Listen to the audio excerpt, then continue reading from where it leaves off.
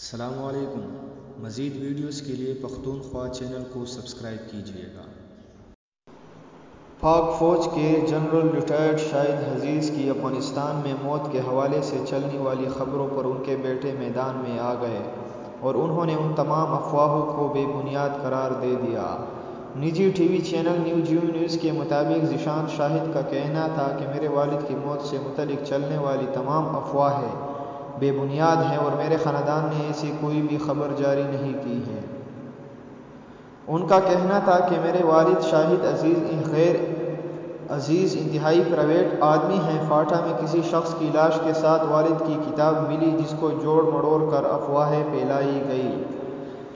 واضح رہے کہ سابق آرمی چیف اور صدر پرویز مشرف نے دعویٰ کیا تھا کہ شاہد عزیز میرا رشتہ دار اور غیر متوازن شخصیت کے مالک ہیں۔ کسی کو خاص معلوم تو نہیں لیکن شاہد عزیز شاید داڑھی اگا کر شام میں گیا ہوا ہے اور یہاں تک کہ کچھ لوگ کہتے ہیں کہ وہاں مر چکا ہے۔ یہاں یہ امر بھی قابل ذکر ہے کہ جنرل شاہد عزیز گھر سے لاپتہ ہیں اور کہا جا رہا ہے کہ ان کی افغانستان میں امریکی فوجیوں کے خلاف لڑتے ہوئے موت ہو گئی ہے۔ تاہم ان کے بیٹے ذیشان شاہد نے ان کی موت کی خبروں کی تردید کی ہے۔